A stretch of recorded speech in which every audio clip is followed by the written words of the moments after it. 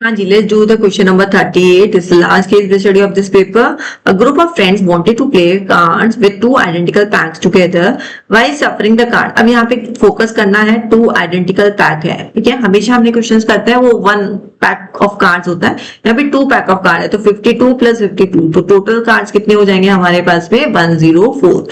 Now while shuffling the card, 3 cards are dropped. अब हमने 104 में से 3 cards drop हो गए हैं.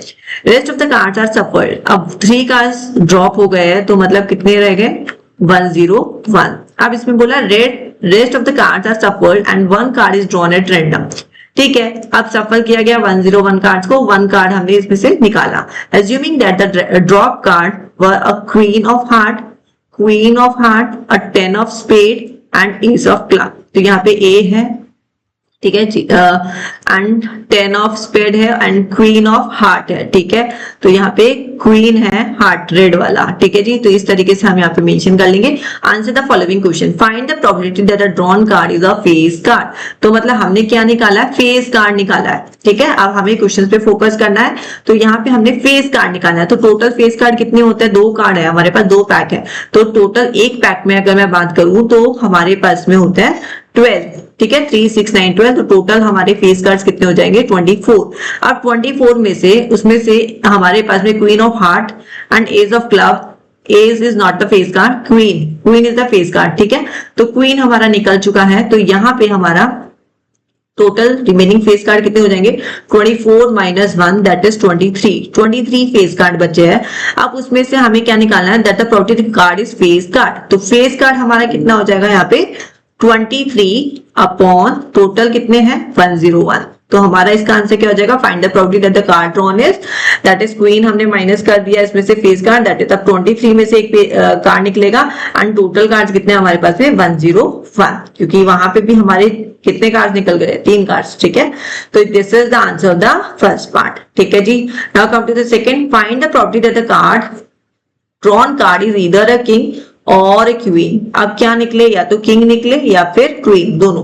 ठीक है, तो किंग कितने हो जाएंगे 4 किंग है एक पैक में, 2 में, तो टोटल 8.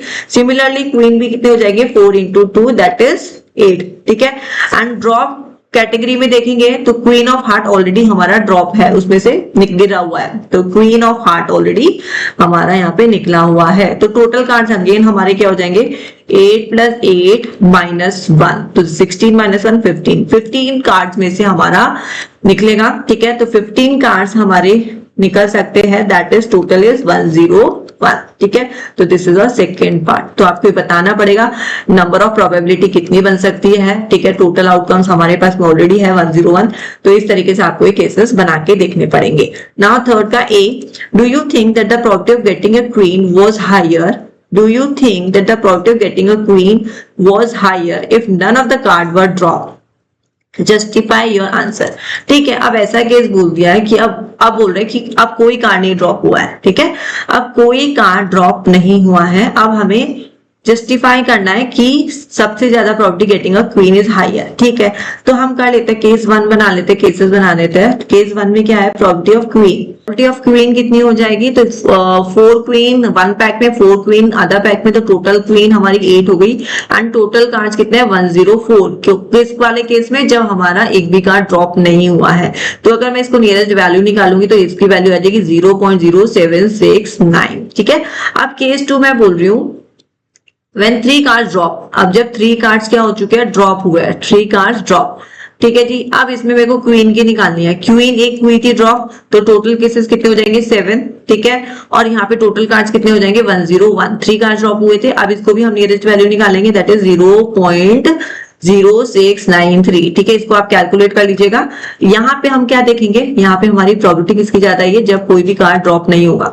तो probability of getting a queen was higher if none of the cards were drop. तो कंक्लूजन हमारा यहाँ पे यस राइट है. ठीक है, यस द प्रोबेबिलिटी